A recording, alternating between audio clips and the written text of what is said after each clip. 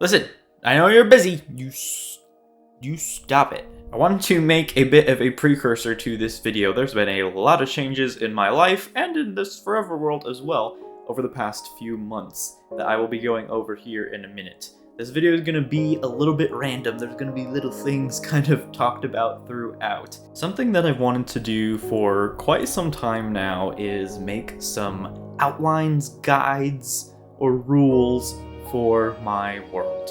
This series is all about sticking to that classic feel and theme of the game, especially back to like the old Let's Plays in the day. With that in mind, I wanted to make some rules to kind of guide me through the process of my forever world, making sure that I'm sticking to kind of those core themes of survival and exploration and taking things slowly. I needed a lot of white wool, so I went ahead and checked how much my automatic wool farm collects in an hour.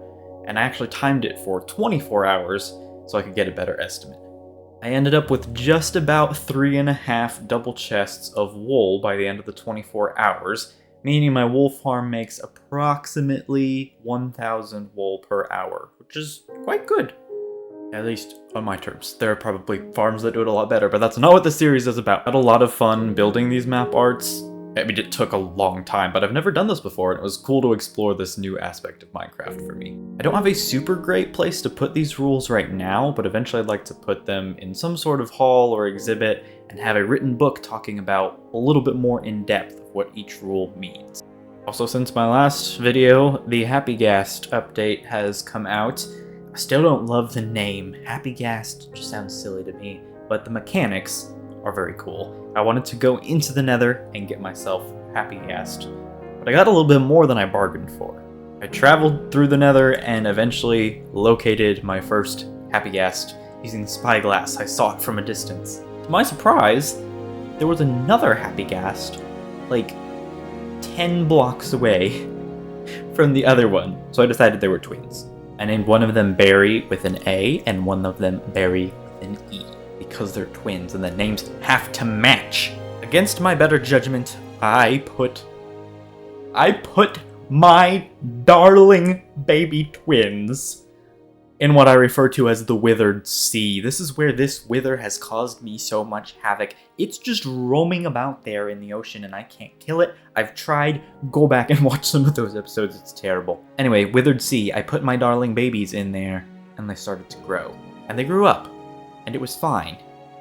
But that action would have a price. I was genuinely so happy when they popped into existence from their little dried ghast state. I was doing some fishing. I saw them start to smile more as they were underwater, and then bam, these happy ghasts come out, and it was a cool feeling because that's a new experience for me in Minecraft. It kind of took me back to the days when I was a kid and everything was new for me in Minecraft. I like messing around with these new updates. I leashed them up, used some snowballs, and took them back home. By this point, they were just in their little ghastling states where they're really small, but they are smiling and they follow you around. It would take some more time for them to grow to their full size. So I leashed them up right next to my base there and waited for them to grow up. Barry was fine. But Barry was not fine.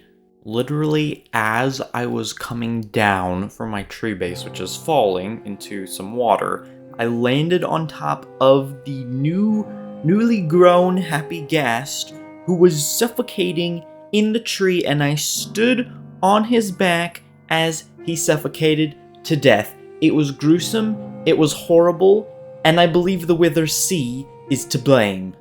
I'm telling you, that ocean cursed him and caused this death. This wither, it takes and takes and takes from me.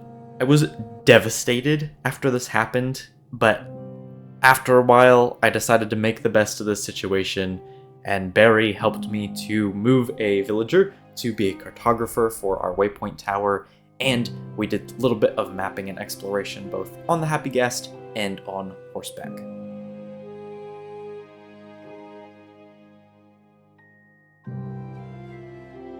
Something I realized is that I thought I'd shown in a video me making the cow farm that I've had for multiple episodes now, and I couldn't find it.